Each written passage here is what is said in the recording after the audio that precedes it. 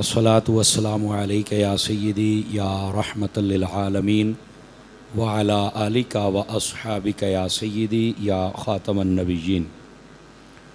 हुज़ूर server आलम नूर मुजस्सम रसूल मुकर्रम सल्लल्लाहु अलैहि व आलिहि व अस्हाबिहि व बारक वसल्लम, आपका फ़रमान अक़दस है, जो बंदा मेरी ज़ात पर जितना ज़्यादा दरूद व सलाम पढ़ेगा, कल बरोज़े क़यामत वो बंदा उतना ज़्यादा मेरे नज़दीक होगा। इस वास्ते कसरत व मोहब्बत व शौक़ के साथ दरूद व सलाम पढ़ा करें। अल्लाह ताला हम सब को अमल की तौफ़ीक अता फ़रमाए। दोस्तान गिरामी, जैसा कि आप सब के इल्म में है कि आज के जुम्मतुल मुबारक में हम सूरतुल फ़ील की तफ़सीर सुनने की सआदत हासिल करेंगे और उसके साथ साथ चूँकि ये मुहर्रमुल हराम शरीफ का महीना भी है, उस मुनासबत से भी गुफ्तगू ज़रूरी है। और आज ही के तारीख़ के एतबार से चूँकि आज 13 अगस्त है और 14 अगस्त को 1947 के अंदर रमज़ान शरीफ के महीने में 27 रमज़ान जुम्मतुल मुबारक के दिन हमारा ये प्यारा वतन पाकिस्तान मार्ज़े वजूद में आया था। तो इस हवाले से भी बात आपकी खिदमत में पैगाम ज़रूर अर्ज़ करूँगा, लेकिन जो हमारी तरतीब है पहले हम उस तरतीब के मुताबिक अपनी गुफ्तगू को लेकर चलेंगे। कुरान मजीद बुरहान रशीद में अल्लाह रब्बुल इज़्ज़त ने सूरतुल फ़ील इरशाद फरमाई। ये फ़ील हाथी को कहते हैं अरबी के अंदर, जिसको हम इंग्लिश में एलिफेंट कहते हैं ना, हाथी। अल्लाह ताला ने इसमें हाथी वालों का ज़िक्र फरमाया और अल्लाह इरशाद फरमाता है, अलम तरा कैफ़ फ़अल रब्बुका बिअस्हाबिल फ़ील। ए महबूब, आपने देखा नहीं कि हमने हाथी वालों से क्या किया था। ए हबीब, तेरे रब ने हाथी वालों से क्या किया था। अलम यजअल कैदहुम फ़ी तदलील। उनका जितना भी तदबीरें थी, फरमाया सब की सब हमने बर्बाद करके रख दी। सब कुछ उनके इरादे ताकतें वो हमने ख़त्म कर दिया, हाथी वालों को हमने ख़त्म कर दिया। व अरसला अलैहिम तैरन अबाबिल। और तबाह कैसे किया कि हमने उनके ऊपर परिंदे भेजे, वो एक झुंड की शक्ल में थे। तो फरमाया वो परिंदे आए और उन्होंने उनको बर्बाद कर दिया, तबाह कर दिया, ख़त्म कर दिया। तरमीहिम बिहिजारतिम मिन सिज्जील। और वो परिंदे करते क्या थे, वो ऊपर से पत्थर बरसाते थे। फजअलहुम कास्फिम माकूल। और फिर आपने देखा कि वो ऐसे हो गए जैसे खाया हुआ चारा होता है। ये इस आयत करीमा का सादा सा मफ़हूम है। आप तवज्जो रखेंगे तो इंशाअल्लाह आपको बहुत सारी बातें इस मुबारक सूरत से हासिल होंगी। नबी पाक सल्लल्लाहु अलैहि व आलिहि व अस्हाबिहि व बारक वसल्लम आपकी दुनिया में जलवागरी से पहले तकरीबन 1.25 माह तकरीबन पहले ये वाक़या पेश आया। बाज़ उलमा ने 30 साल 70 साल का कौल भी लिखा है, लेकिन वो सही नहीं है। एक रिवायत में 40 दिन, एक में 45, एक में 50, एक में 55 दिन पहले ये वाक़या पेश आया कि एक बादशाह था जिसका नाम अबरहा था। वो हाथियों का लश्कर लेके आया था इसलिए कि मैं मुसलमानों के खाना काबा को गिरा दूंगा। तो अल्लाह ताला ने अपने हबीब से फरमाया, महबूब, वो जो काबा गिराने के लिए आया था, फिर देखा तेरे रब ने उनके साथ क्या किया। ये अल्लाह ने इरशाद फरमाया। यहाँ पर एक बात पहले समझ लें ताकि लुत्फ़ बरकरार रहे, फिर हम आगे बात। अब यह एक सोचने की बात है। आप पढ़े लिखे हज़रात तशरीफ़ फरमा हैं, नबी मुकर्रम सल्लल्लाहु अलैहि व आलिहि वसल्लम अभी आप दुनिया में जलवागर हुए ही नहीं थे जब ये वाक़या पेश आया था। आप अपनी वालदा के पेट में थे, शिकम में थे, बतन में थे। तो अल्लाह ताला फरमा रहा है, आपने देखा नहीं हमने हाथी वालों से क्या किया है। अब बात सोचने वाली है कि महबूब अभी आए नहीं, अल्लाह फरमाता है आपने देखा नहीं। उसका क्या मतलब है? उलमा ने इसके 2 मानी व मफ़हूम बयान फरमाए हैं। पहला माना ये है कि ऐ महबूब, हमने आपको इतना इल्म अता कर दिया कि आपको पता है कि हमने हाथी वालों से ये काम किया था। और दूसरा ये इसका मफहूम है कि महबूब जहाँ भी हों अल्लाह की अता से वो देख लेते हैं। अच्छा, अगर कोई ये समझे कि वालदा के पेट के अंदर आपको कैसे पता चल गया, आपने कैसे देखा होगा, मैं कह यार ये मैनू ना पूछे, अल्लाह नू पूछ भी, अल्लाह ने क्यों पूछे है, मैनू तो पूछना बनता ही नहीं। समझ आई ना, ये तो अल्लाह ने खिताब फरमाया ना, कलाम किया है, तो अल्लाह से पूछो ना अल्लाह ने क्यों कहा है। हाँ, इशारा मैं आपकी खिदमत में अर्ज़ कर देता हूँ। नबी पाक सल्लल्लाहु अलैहि वसल्लम इरशाद फरमाते हैं, जब मैं अपनी वालिदा के शिकम अतहर में था तो फरमाया लौहे महफूज पर जब कलम चलती थी तो उस चलने की आवाज़ भी मैं सुन लिया करता था। ये मैं इशारा दे सकता हूँ। नबी पाक सल्लल्लाहु अलैहि वसल्लम इरशाद फरमाते हैं कि जब सूरज डूबता है ना तो ये अपने रब को सजदा करता है, तो फरमाया जब ये सजदा करता है तो इसकी पेशानी जब ज़मीन पे लगती है, फरमाया उसकी आवाज़ भी मैं सुन लिया करता था। आज शायद हम सजदा करें तो हमें अपनी पेशानी की आवाज़ नहीं आएगी। हम जब पेंसिल से लिखते हैं, हम अपनी झोली में बैठकर भी लिखें तो शायद बहुत कम हमारे तक आवाज़ पहुँचे, लेकिन मेरे हबीब करीम अलैहिस्सलाम की शान ये है कि सूरज सजदा करे उसकी पेशानी की आवाज़ भी सुनते हैं, और फिर जब कलम चले तो कलम के चलने की आवाज़ भी सुनते हैं। अब ये बात बड़े लुत्फ़ वाली है, ये कैसे हो गया? कहा ये तो फजीलत अल्लाह ने अता फरमाई। मैंने कहा उसी अल्लाह ने फिर हाथियों वाला मामला भी दिखा दिया है। समझ आ रही मेरी बात की? तो ये असल बात है। ये महबूब करीम सल्लल्लाहु अलैहि व अस्हाबिही व बारक वसल्लम आपके इल्म पर एक खुली दलील है, रोशन दलील है कि अल्लाह ने अपने हबीब करीम सल्लल्लाहु अलैहि वसल्लम को कैसा इल्म अता फरमाया कि आप अपनी वालिदा के शिकम अथर में थे, लेकिन अल्लाह ने जब कुरान नादिल फरमाया तो उस वाक़े की तरफ इशारा ये फरमाया, अलम तारा कैफा फ़अला रब्बुका बि अस्हाबिल फील, आपने देखा नहीं तुम्हारे रब ने हाथी वालों के साथ क्या किया था। तो ये कलाम तो उससे होता है जो मौके पर मौजूद हो। समझ आ रही ना मेरी बात की? तो बस ये राज़ो न्याज की बातें हैं, ये मालिक जाने या महबूब जाने। जितना हमारी बिसात में था हमने आपको अर्ज़ कर दिया है। अच्छा, यहाँ पर आगे वाली आयात की तफसीर से पहले मैं चाहूँगा कि ज़रा इसका पसे मंज़र आपकी खिदमत में अर्ज़ करूँ कि ये सारा वाक़या पेश क्यों आया, इसका ज़रा सबब क्या था और ये कैसे लश्कर इतना बड़ा लेके आए। असल सबब ये बना कि ये जो अबरहा नामी बादशाह था ना, इसके पहले अपने बादशाहों के साथ बड़े मामलात थे। ये कद के एतबार से छोटा था और इसकी एक बादशाह से लड़ाई हुई, उसने इसके ऊपर जब नेज़ा मारा ना तो इसके यहाँ पेशानी पर लगा, तो साथ ही इसकी नाक भी फट गई और होंठ भी फट गए। लेकिन चूँकि ये बादशाह था, इसने क्या किया, अपने ग़ुलाम से कहा कि मेरे मद्दे मुकाबिल को कत्ल कर दो। वो कत्ल हो गया, सारी फ़ौज इसके कब्ज़े में आ गई। अगरचे ये होंठ कटा था, नाक फटा था और कद छोटा था, लेकिन चूँकि तसल्लुत इसका था, हुकूमत इसकी थी, इसने सारे बंदों को अपने कब्ज़े में ले लिया। और उस वक़्त इसने लोगों से पूछना शुरू किया कि ये साल के बाद लोगों के काफ़िले जाते हैं अरब में, ये क्यों जाते हैं? ये यमन के रहने वाला था। उन्होंने कहा जी इसलिए जाते हैं कि वहाँ पर एक अल्लाह का घर है। ये उन लोगों का मानना ये है जो रब की इबादत करते हैं कि वहाँ पर हज होता है। अच्छा, वो कैसा घर है? उन्होंने कहा बिल्कुल सादा पत्थरों का बना हुआ। अच्छा, उसमें कोई है? कहा नहीं है। तो ये करते क्या है? कहा ये उस घर का चल के तवाफ़ करते हैं 7 मरतबा, उसके बाद इनके मखसूस आमाल हैं, ये वो करते हैं, तो ये कहते हैं हमारा हज हो गया है।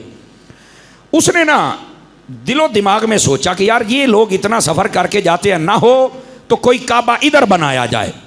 उसने ना नजाशी बादशाह, जो बाद में मुसलमान हो गया था, ये नजाशी बादशाह की तरफ ख़त लिखा और नजाशी बादशाह इससे नाराज़ रहता था।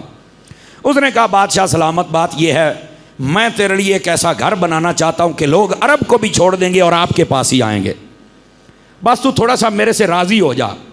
उसने भी कहा बता भी क्या बनाएगा? इसने बहुत बड़ा एक कलीसा तैयार किया। ये ईसाइयों का जो इबादत खाना होता है उसको कलीसा कहा जाता है। इसने ये तैयार कर दिया, बड़े रंगारंग के पत्थर लगाए। तफसीर रूहुल बयान में है, उसके अंदर जो पत्थर लगाए थे मलका बिल्कीस के महल से उतरवा के लवाए से इसने।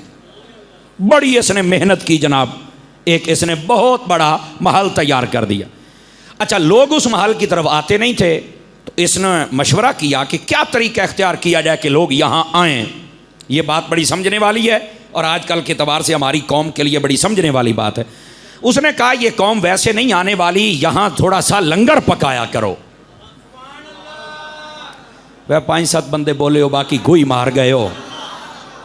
आज भी आप देख लें, जो लोग अपना रश डालना चाहते हैं ना, बड़ी सबीलें और लंगर बेचारे लगाते हैं। मैं क्या सबील भी होई जड़ा सुन्नी लावे ते लंगर भी होई जड़ा सुन्नी पकावे। समझ आ रही है मेरी बात की? तो इसने कहा कि लोग कैसे आएं। उन्होंने कहा यहाँ पर ज़रा खाने पीने का एहतमाम कर, ये जो कौम है ना ये खाने पीने पे बड़ा टूटती है। उन्होंने कहा अच्छा जी।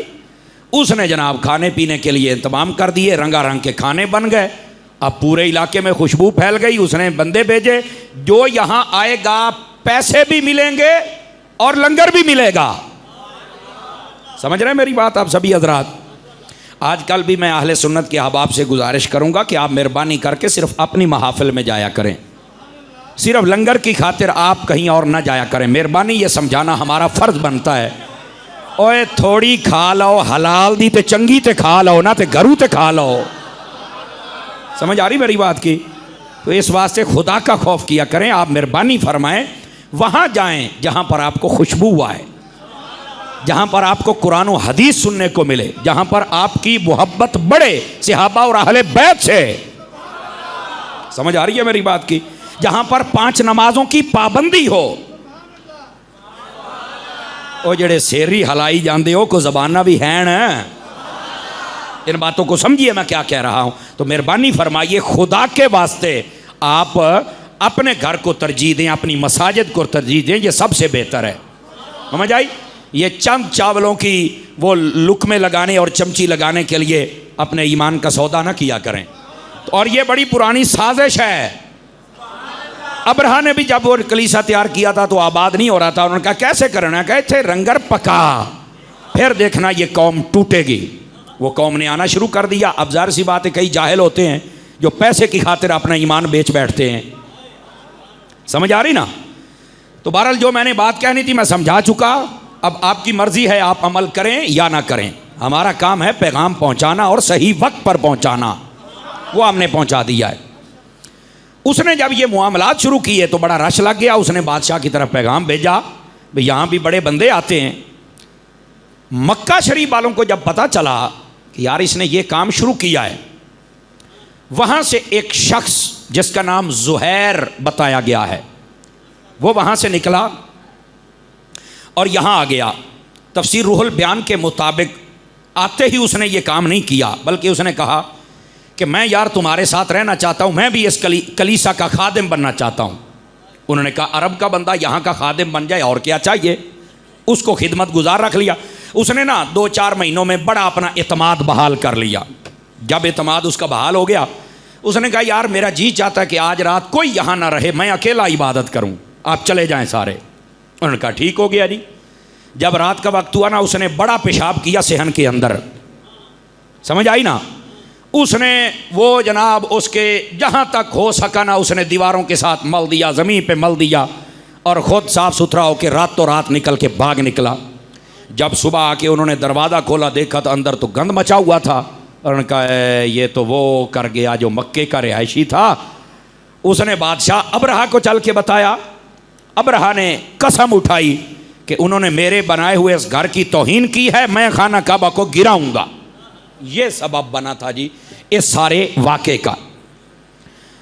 अब जब उसने ये इरादा किया तो उसने ख़त लिखा उस नजाशी बादशाह की तरफ। उसने कहा तेरे पास हाथी बहुत हैं, तो मुझे बड़ा हाथी भेज जिसका रंग सफ़ेद था और उसका नाम महमूद था, और उस वक़्त उससे बड़ा हाथी कोई नहीं था।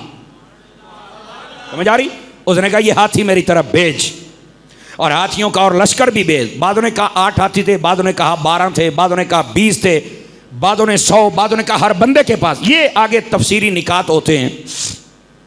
ये हाथियों का लश्कर आ गया जनाब। इसने वहाँ से तैयारी शुरू कर दी। रास्ते के अंदर जितने लोगों को पता चलता कि ये खाना काबा को गिराने के लिए जा रहा है तो वो रास्ते में इससे जंग करते, लेकिन इत्तेफाक की बात ये थी कि वो सारे के सारे वो जंग हार जाते और ये अबरहा जीत जाता था। अब इसमें एक वजह यह भी थी कि सारे मिलकर नहीं लड़ते थे, और दूसरी वजह यह थी कि अल्लाह ताला भी चाहता था कि अबरहा वहाँ पहुँचे और इसे हम बर्बाद करें और लोगों को पता चले कि काबे की तरफ जो आएगा वो ही बर्बाद होगा। अल्लाह ये चाहता था।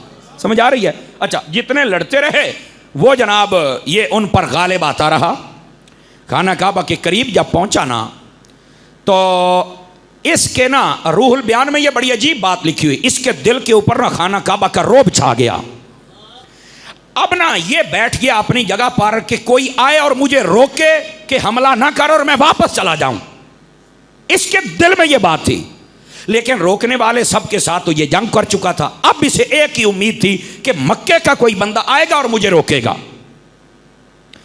इसकी भी दिल की नीयत बन गई कि मुझे कोई रोके तो दे। अब रोक ही कोई नहीं रहा। ये बात बड़ी समझने वाली है। अच्छा, इसने आके जब आके वहां पर डेरे लगा लिए ना, किसी बंदे ने इसका साथ ना दिया और सामने ना गया। मक्के का जो बंदा था, मक्के के उस वक्त जो सबसे बड़े खादिम थे वो तेरे और मेरे महबूब के दादा हजरत अब्दुल मुत्तलिब थे रज़ियल्लाहु अन्हु। आपके पास आप मुतवल्ली थे, आपके पास सारा कंट्रोल था। आपके ऊंट चल रहे थे 200, इसने 200 के 200 ऊंट अपने कब्जे में कर लिए। कहने लगा हुण तो मेरे को कोई आएगा, कोई तो गल करेगा। तवज्जो नहीं फरमा रहे आप हजरात। अच्छा, जब आपने फरमा दिया ना कि आप मक्के की वादियों की तरफ निकल जाएं, मतलब पहाड़ों में गारों में छुप जाएं, घरों में छुप जाएं, मुजामत नहीं करनी, जंग नहीं करनी, ना जाना है, ना रोकना है, ना लड़ना है, बस खत्म। हजरत अब्दुल मुत्तलिब ने यह बात कही और यहीं पर बाज़ उलमा लिखते हैं कि हजरत अब्दुल मुत्तलिब रज़ियल्लाहु अन्हु आपने वहाँ करीब खड़े होकर एक पहाड़ पर आपने दुआ फरमाई और दुआ ये कि बारी ताला, हम तो हैं कमज़ोर और आजिज़ और तेरे घर के हम हैं खादिम। अब ये दुश्मन खाना काबा को गिराने आया है, हम तो इसके साथ लड़ नहीं सकते, तू अपने घर की खुद हिफाजत फरमा। बाज़ अहले सियर लिखते हैं आपके माथे से एक नूर निकला जो खाना काबा से चल के टकराया। आपने फरमाया भाई तसल्ली रखो, उनकी बर्बादी है और हम बच जाएंगे। बड़े कमाल वाली बात है, आपने पहले इशारा दे दिया। अब सोचने की बात है, नबी पाक के दादे के जब माथे में नूर है तो खुद नबी में नूर नहीं होगा। समझ आ रही है? ये अल्लाह अता करता है ना। महबूब करीम सल्लल्लाहु अलैहि वसल्लम के दादा अनवर ने क्या किया, सबको महफूज मकाम पे भेज के ना खुद तशरीफ़ ले गए उस बादशाह के पास। और उसका जो चमचा बाहर खड़ा था ना, चमचा तो समझ रहे होंगे आप हजरात, उसको कहने लगे कि जा अपने बादशाह को बता कि इस वक्त जो मक्के का रईस और सरदार और खादिम है ना वो आया है।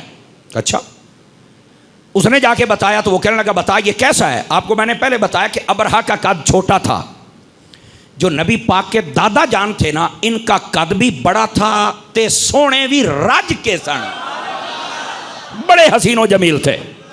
अच्छा, इतनी नफीस तबीयत थी, जो देखता था उसको आपसे मोहब्बत हो जाती थी, ऐसी तबीयत थी आपकी, देखते खुश हो जाते थे।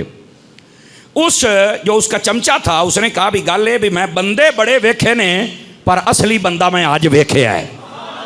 अबरहा को जाके कह एडा सोना बंदा यार, वाकई ये इस घर का मुझे खादिम लगता है, वो आपसे मिलना चाहता है। बादशाह ने अपना तख्त लगाया हुआ था और उस तख्त के ऊपर बैठा हुआ था। दो रिवायात है, तफसीर मजहरी के अंदर ये लिखा है कि वो अपने तख्त पर हजरत अब्दुल मुत्तलिब को नहीं बिठाना चाहता था, लेकिन जो ही हजरत अब्दुल मुत्तलिब दाखिल हुए ना, उसने जब देखा ना तो देखते ही खड़ा हो गया, बैठ ना सका, आपकी ताज़ीम में उठ के खड़ा हो गया। ये आका करीम सल्लल्लाहु अलैहि वसल्लम, ये पिछले जुमे वाली, अगर उससे पिछले जुमे वाली तकरीर आपको याद हो तो अबू जाल भी कहता था कि इस नबी को कोई देखे तो खड़ा ना हो, इसकी ताज़ीम न करे। लेकिन ये हुजूर की शान थी, जब आका आते थे तो काफिर को भी खड़े होकर ताज़ीम करना पड़ जाती। समझ आ रही मेरी बात की?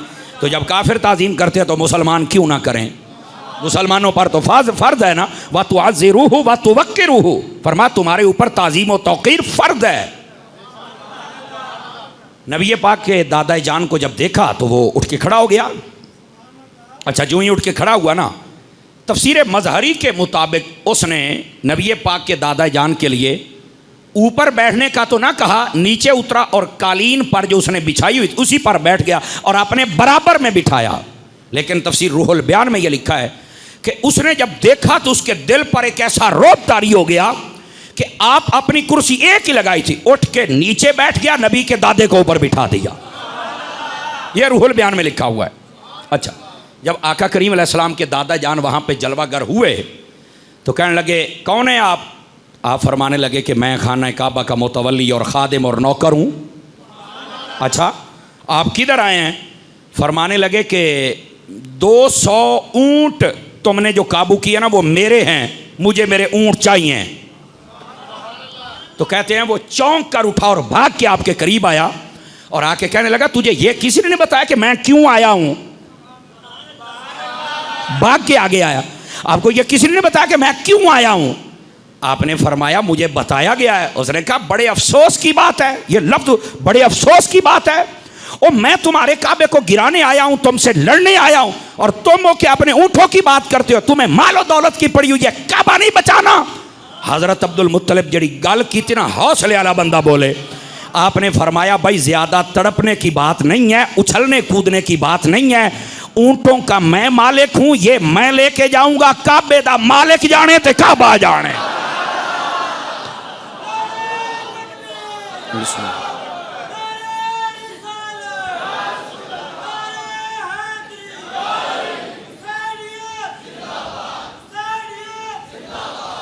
आपको बात समझ आ रही? बेटे बैठ जाइए, तशरीफ रखिए बेटे।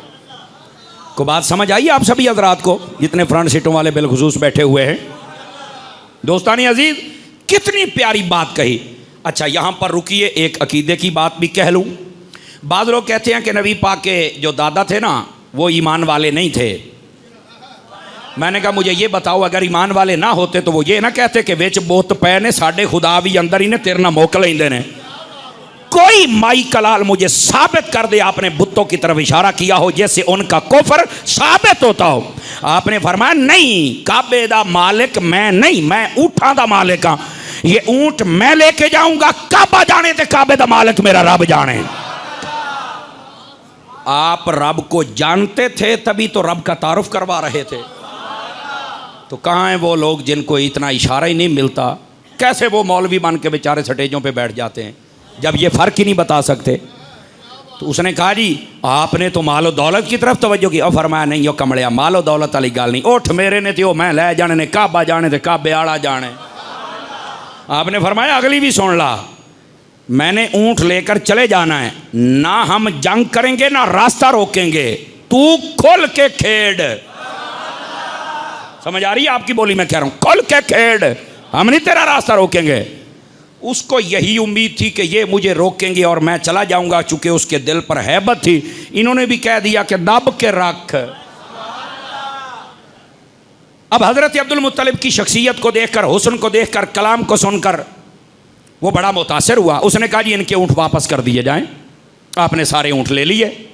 ऊँट लेने के बाद आप तशरीफ़ ले गए। अब उसने कहा जी तैयारी करो, इनको परवाह ही नहीं है, ये ऐसे ही खाना काबा है। हुण सानू पता लगा है इस खाने काबे की तो वुकत ही कोई नहीं, माद अल्लाह, वो इनू तो बचा ही कोई नहीं सकता, तो मिनटां दी खेड है। जल्दी करो, तैयारी करो। सब ने तैयारी करना शुरू कर दी जनाब। तफसीर मज़हरी में लिखा है 80 हाथी थे, बादों ने 70 भी लिखा है, बादों ने 10, 8, 20, बड़े बड़े बड़े अकवाल हैं, लेकिन ये तफसीर मज़हरी में 80 हाथी लश्कर तैयार हो गया। अब जाहिर सी बात है जो भी देखता वो डर जाता, वो हाथियों का लश्कर है। और बड़े हाथी जिसका नाम महमूद है, इसके बारे में भी बड़ी रिवायात है। ये जो महमूद हाथी था ना, इसने जब नबी पाक के दादे को देखा तो इसने भी सर झुका दिया था। सदके जामा तेरी सुभान अल्लाह, तो सुभान अल्लाह उच्ची नहीं कह सकेगा। इसने भी अपना सर झुका दिया था, चूंकि था तो जानवर, पर उसे भी पता था कि मालकां दे कोल आ गया, इत्थे सिर नहीं चुकना। हाँ, अच्छा, ये जब इसने अपना लश्कर तैयार किया ना और कहता है हाथी उठाओ, उन्होंने कहा सबसे पहले महमूद हाथी आगे जाएगा ना तो उन पर रौब तारी हो जाएगा। उसने कहा महमूद हाथी को पहले शराब पिलाओ ताकि ये नशे में आ जाए ना तो फिर अपनी पूरी मस्ती दिखलाएगा। हाथी को उन्होंने शराब पिलाई। जो गंदा बंदा होता है ना वो गंदे ही काम करता है। समझ आ रही है मेरी बात की? हमारे इस्लाम के अंदर बिल्कुल शराब पीना हराम है। जो पीता है वो पेशाब पीता है, समझ लें, क्योंकि नापाक है। जो कहता है शराब अच्छी है तो उसको पहले पेशाब पिलाओ, बल्कि खोते दा पिवाओ। हूँ मठे बोल दे पैने यार, ऐसे कमीने लोगों से तो ये रवैया रखना पड़ेगा ना। इनको शर्म और हया नहीं आती यार, शराब पीते हो। फरमाया दुनिया में हलाल चीजें खाओ, अल्लाह तुम्हें जन्नत के अंदर हलाल शराब अता फरमाएगा, जिसका नाम कुरान की जुबान में शराबन तहूरा है। समझ आ रही मेरी बात की? नौजवानों बच जाओ, अगर नशा रखना ही है ना तो इश्क़ मुस्तफ़ा का नशा रखो, हुजूर की अहले बैत और सहाबा की मोहब्बत का नशा रखो, कुरान की तिलावत का नशा रखो। हमें कौन से नशे लग गए? कोई सिगरेट, कोई जनाब निस्वार, कोई बीड़ी, समझ आई, कोई जनाब बहुत आगे चला जाए तो वो चरस, अफयून और जनाब शराब। खुदा के बंदो किधर जा रहे हो? महबूब करीम अलैहिस्सलाम की उम्मती हो। महबूब करीम अलैहिस्सलाम की नफासत पता कितनी थी? आपने फरमाया जो बंदा कच्चा प्याज खा लेना तो फरमाया मुंह साफ किए बगैर हमारी मस्जिद में ना आए। आपकी ऐसी नफासत थी। और उनके उम्मती होकर ये काम करें ना करो, ना करो, ये नापाक है सब कुछ। हम पाक हैं, ईमान वाला पाक होता है। इन्नमल मुशरिकून नजस, फरमाया नापाक तो काफिर होता है, मुसलमान तो तय्यब और ताहिर और सुथरा होता है। अपने आप को खुद गंदा करते हो यार, ना किया करो। बल्कि हमें ये हुक्म है बावुजू रहा करें। तो जो नहीं फरमा रहे। और आपको पता है बावुजू रहने के फ़वाइद क्या हैं? बावुजू रहने से शैतान हमला नहीं कर सकता ज़्यादा। बावुजू रहने से दिल का नूर बढ़ता है, चेहरे का नूर बढ़ता है, रिस्क में बरकत आती है। और ये रिवायत है बावुजू होकर बंदा सो जाए, अगर मौत आ जाए तो अल्लाह शहीदों का दर्जा अता फरमा देता है। हमें बावुजू रहने का हुक्म है। मेहरबानी फरमाया करें, बावुजू रहा करें, मुश्किलात भी दूर होगी, शैतान भी हमला नहीं करेगा और नापाकी से भी बचे रहेंगे। समझ आ रही मेरी बात की? तो ये जो शराबी कबाबी दोस्त होते हैं इनसे बच जाओ। ये गंदे दोस्त होते हैं जो बंदे को कहीं से कहीं लेके चले जाते हैं। गिरामी कदर हजरात, और मेहरबानी फरमाया करें अपना जब भी कोई इस्लाम की बात हो ना तो बड़े सोच समझ के किया करें। समझ आ रही मेरी बात की? अब ज़रा आगे चलिए। इसने कहा कि महमूद हाथी को ज़रा शराब पिलाई जाए। उसको शराब पिला दी गई। अब उसको जब खड़ा करने लगे ना तो वो काबे की तरफ उसका मुंह था, वो उठा ही नहीं। समझ आ रही मेरी बात? वो उठा ही नहीं। अच्छा, उसके सर पर उन्होंने एक नेजा मारा, कुदाल मारी, बल्कि उसकी आंखों के नीचे यहां आंकड़े मारे।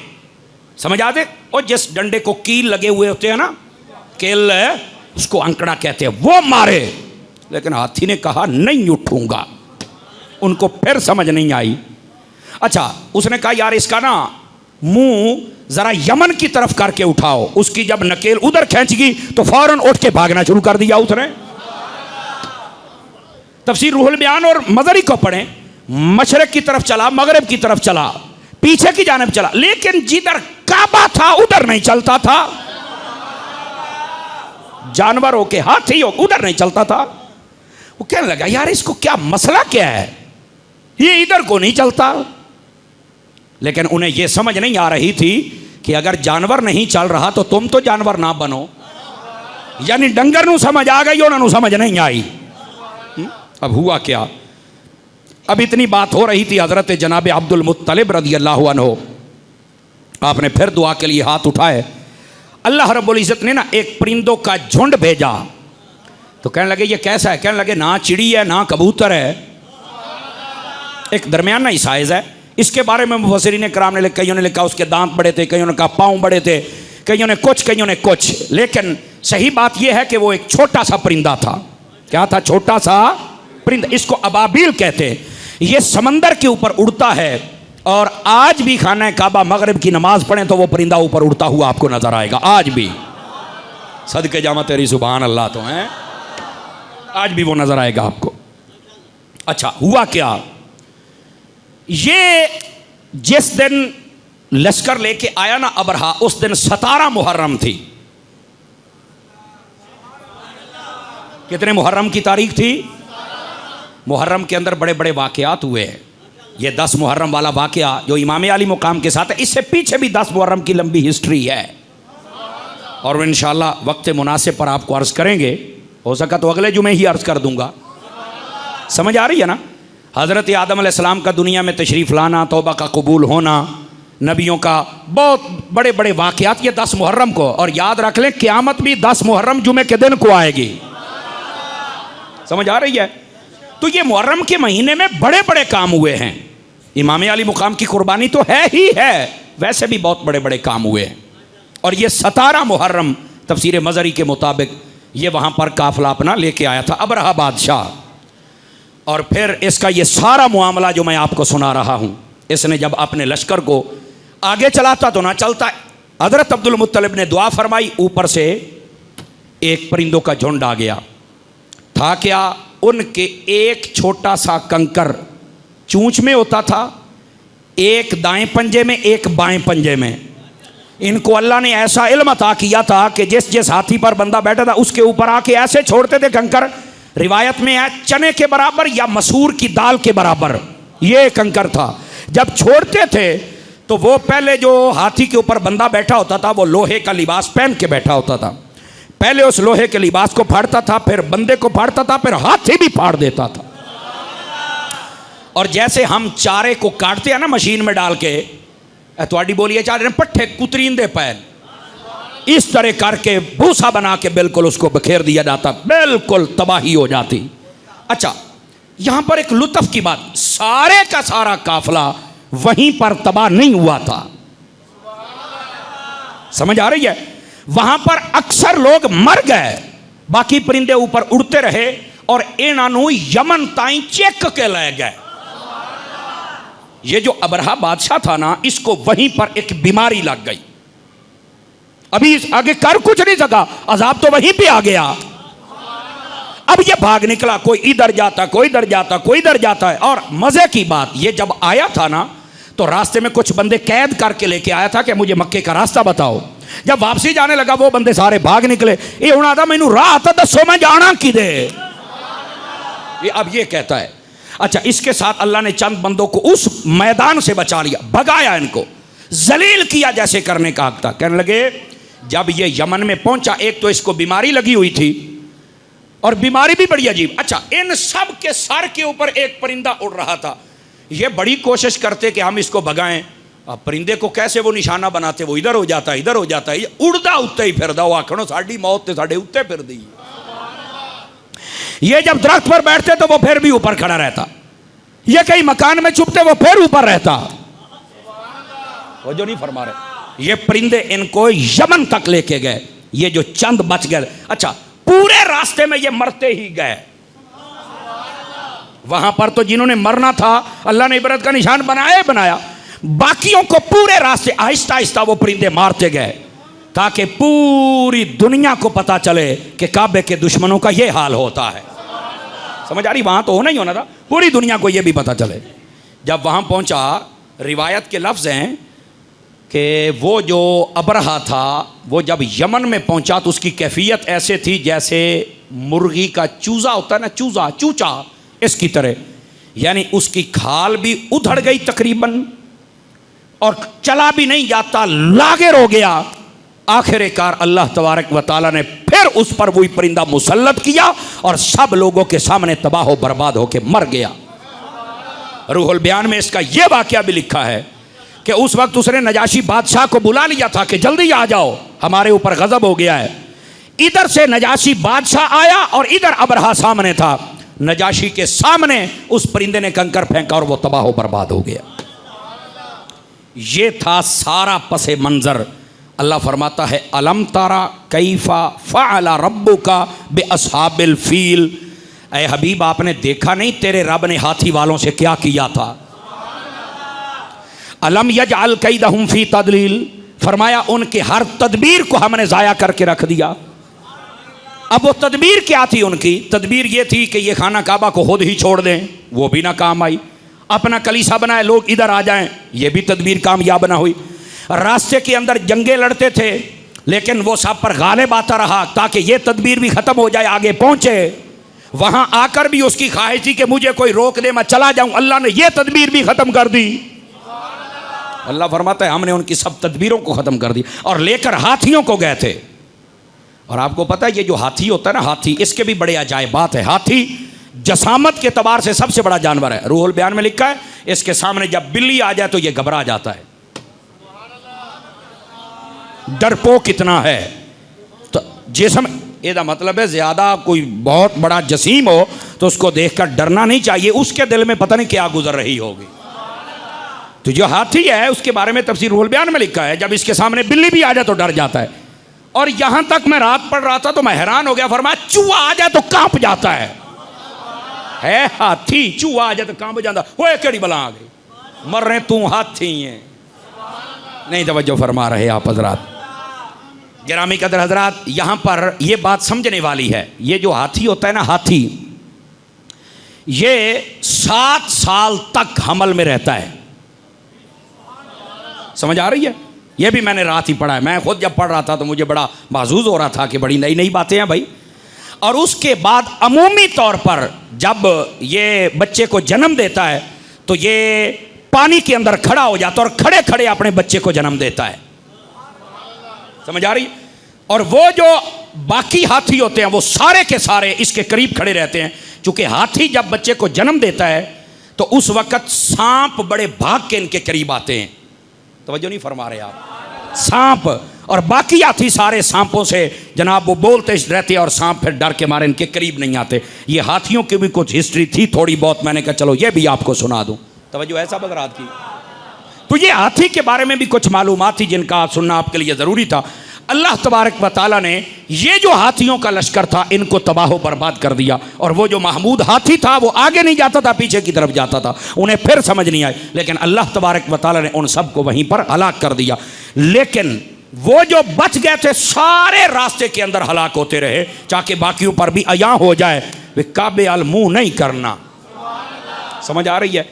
अल्लाह ताला फरमाता है फिर हुआ क्या, हमने सारी तदबीरें ख़त्म कर दी, उनके ऊपर परिंदे भेजे, परिंदों के साथ हमने खाना काबा के दुश्मनों को मरवा दिया। और क्या किया? फरमाया जिस तरह चारे को काट कर बिल्कुल ख़त्म कर दिया जाता है, हमने इसी तरह इनको भी काट काट कर ख़त्म कर दिया। जो दुश्मन है ना खाना काबा का, वो खुद ब खुद ख़त्म हो जाएगा। ये मेरी बात आप याद रख ले, वो ख़त्म हो जाएगा। बस अल्लाह ताला हम सबको हुजूर की सच्ची मोहब्बत अता फरमा दे।